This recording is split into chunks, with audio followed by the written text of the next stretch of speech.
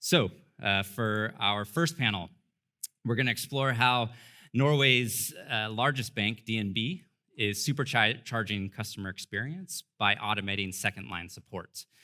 They'll look into the transformative role of Uno, which is their second-line virtual agent, in streamlining customer service operations and employee support. So moderating the panel will be Håvard Dahl Olsen, who is the Chief Customer Officer for Boost AI. Comes with a ton of experience of working with a number of different virtual agent implementations. He's also the person responsible for bringing me to Norway, so you can send all of your complaints to him. Another good use for the app.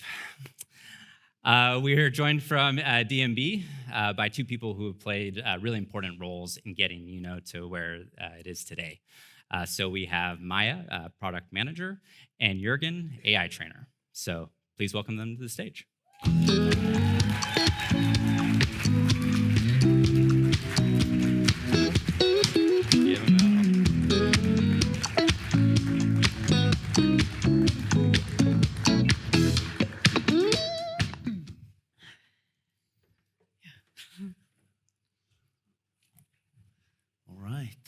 Thanks, Clay, and thank you guys for joining me on stage today.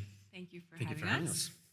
It's a little bit of an extra applause for DNB. It seems like you have a little bit of a fan group in the audience. Yes, thank you. Bodes well. Hope they're not hooligans. All right, so we're gonna today talk about your story, your experiences from developing what I would refer to as a very productive virtual agent. So his name is Uno, and he's what's often being referred to as a second-line support VA or a backstaff office VA. And essentially what we mean by that is that he makes information easily accessible for the customer agents, who are then the end users, the ones talking to them.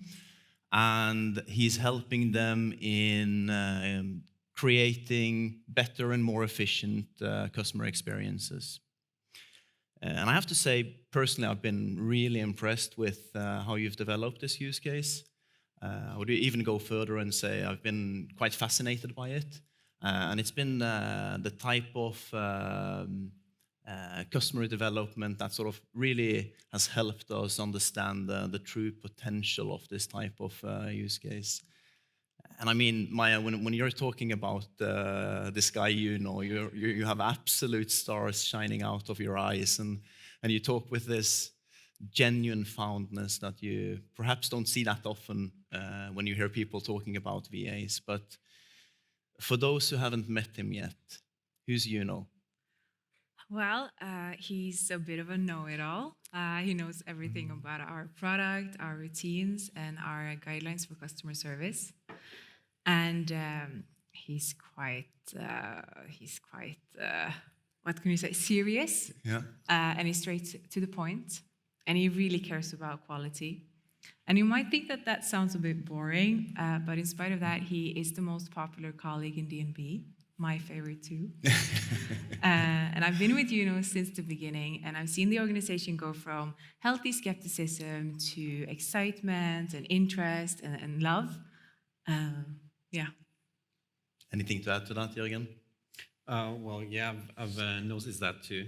And I actually, before I became an AI trainer, I used to be a customer service agent. And I was actually one of the lucky first who got to test Uno. And I was amazed about how intuitive and easy it was, and the benefits of having all this information directly in a bot. And now, 3 years later, Uno has become somewhat of a beast. We have 3,500 intents. We have 1,200 users. We covered 7 different business areas. So we have 7 filters. So the answers are adapted to the type of user that is currently chatting with Uno. It's cool. And I'm not going to call you biased, but you're kind of a little bit biased, right? A little bit. You've created the beast. But what about the agents, the end users? What's their perception of Uno? Well, I'm not going to lie. In the beginning, they thought that Uno was a bit scary because it requires the agents to change, and of course, change is scary. But the Uno team and Uno himself have proven that having internal information in a chatbot is the way forward. And now they love him. And this love and interest extends to those business areas that don't have Uno yet. So they're sort of competing over who gets to get Uno next. And I have to go into meetings with division managers and sort of say that, sorry, you're number 3 in line, maybe next year.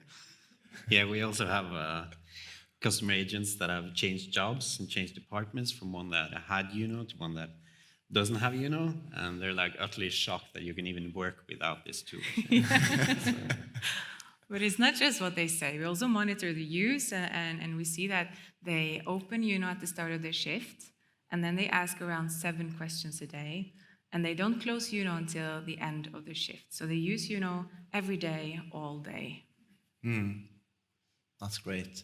And I think let's just dwell a little bit on that number, because that's what sort of stands out to me, and that I think will be the easiest for this audience to sort of relate to, because I mean DNB is a fairly large organization, so looking at like how many conversations do you have, how many questions do you get in, can be fairly tricky to sort of translate that into a different organization, into a different bank, or perhaps even an organization in a completely different industry.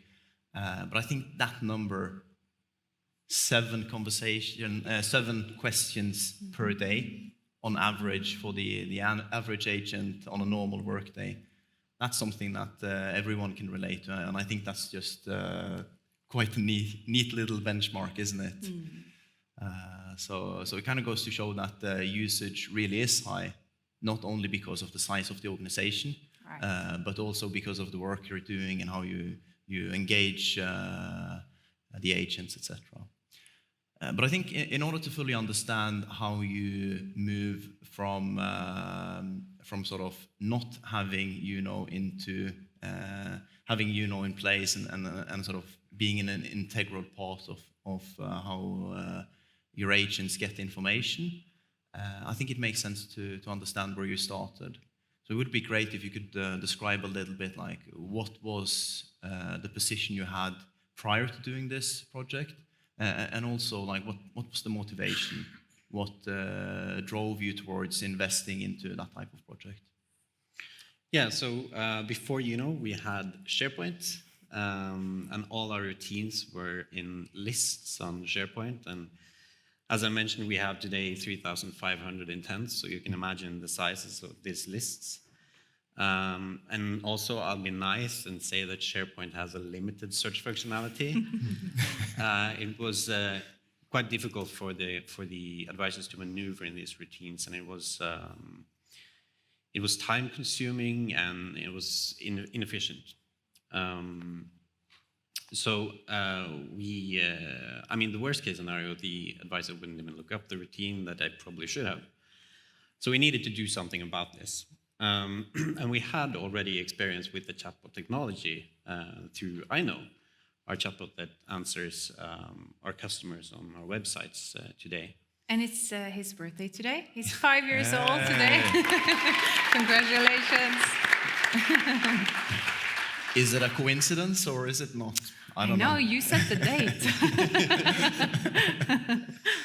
Yeah, so the success of iKnow made us realize that we could take advantage of this technology internally as well and make a chatbot that would solve the issues that I mentioned. And also a great benefit with using chatbot technology is that we get vast amount of data. And this data we can use to enhance our internal routines for the benefits of our customer agents, our customers, and also our product owners. So. Nice. So how do you get from A to B?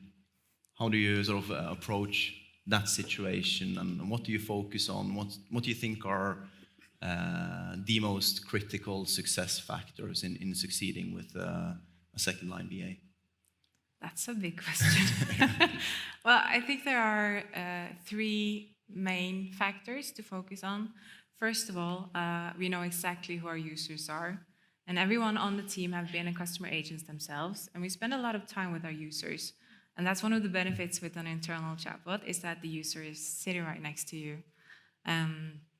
Secondly, the importance of quality and believing in your product, and those two go hand in hand, I think, because as a team, we really focus on how we can be better and how can be better and how our routines can be better. And when you have that focus and make real changes every day, people will notice and they will start to believe in the team and in the product and what you can accomplish.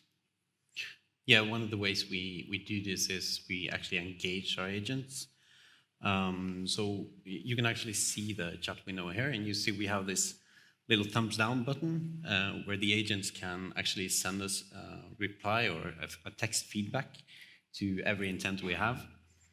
And we get 500 of these a month. That's 16 a day. And we go through each and every one of them and make adjustments to, all the time together with the product owners. So it's a big collaboration.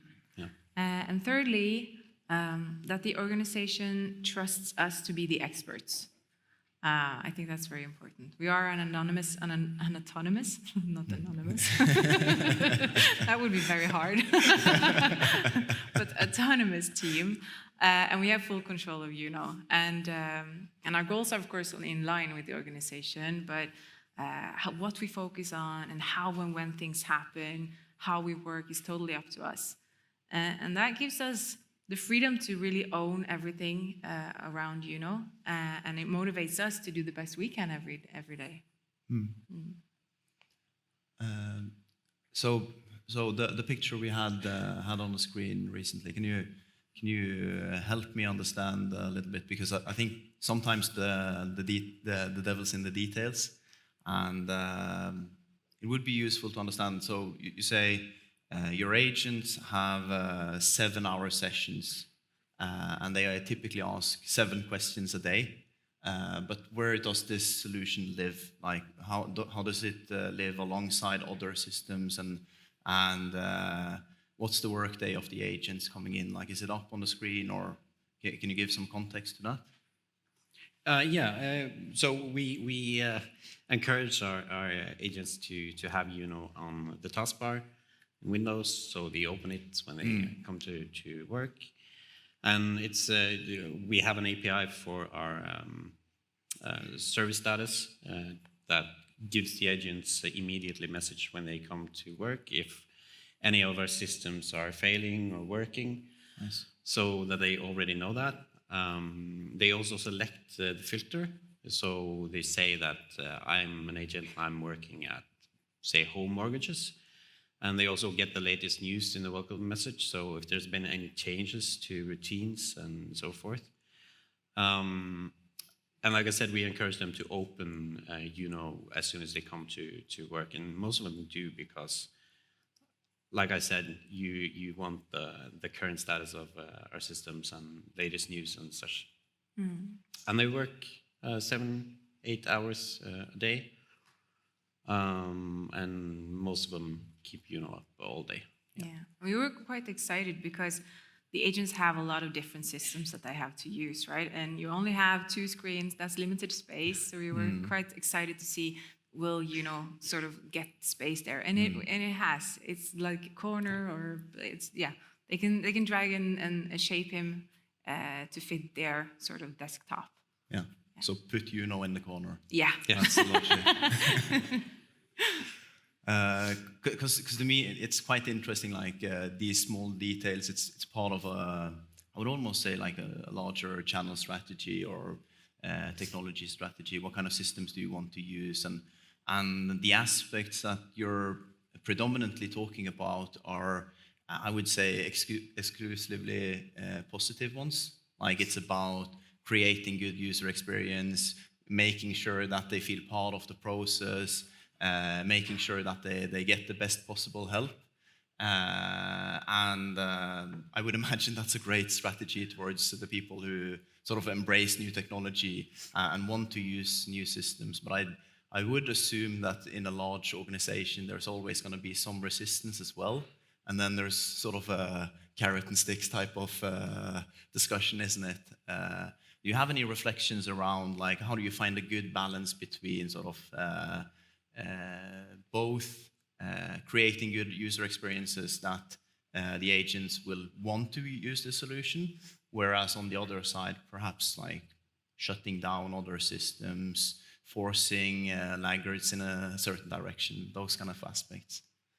Yeah, I think that thankfully we've already proven that is the way, and I think there are two important words, and that are trust and passion.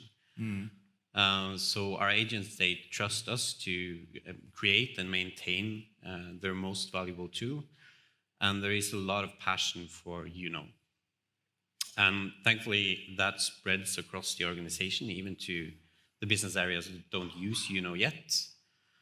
So that when we come in and we want to build in a new business area to we are met with positive excitements from the advisors. And I think that is important because that helps us identify the early adapters, and we can involve them in the process of transferring their old systems into And shortly after we've transferred everything from the old SharePoint sites and into we do sort of like a soft launch.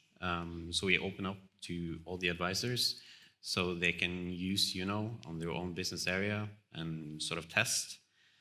And our early adapters become sort of super users, helping their colleagues adapt to the new way of life. And this is a really fun part of the process, because there's a really big excitement and sort of like a break the bot mentality. Everyone's rushing to find flaws and stuff like that. And that again gives us a lot of data, because they're really good at giving us feedback and stuff. So we take that and we use that to improve and make our final product basically perfect. It's never perfect, but as close to as it can. And then when we are 100% certain that is now better than what they had, we shut down the old solution and then forcing the laggards over.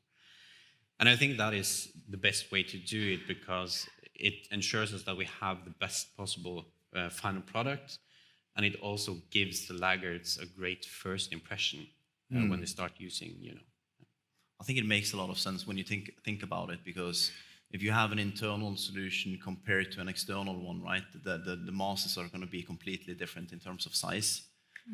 So first impression is going to be absolutely crucial in terms of making sure there is engagement and usage in the solution.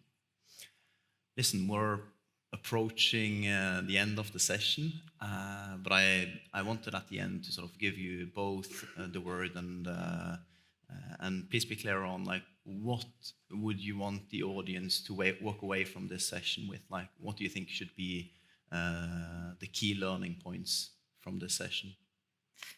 I think that with the right team, culture, and trust, you really can do anything. And also that first impressions are important. If you have a good first impression, you're more likely to come around to the new idea or the new way of working.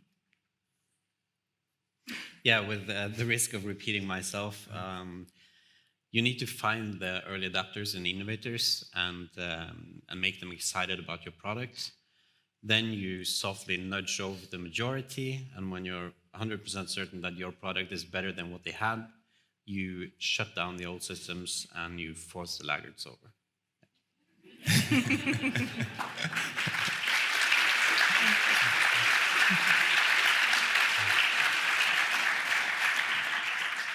All right. Thank you so much for joining on stage and sharing all of this. And Clay, over to you. Thank you very much.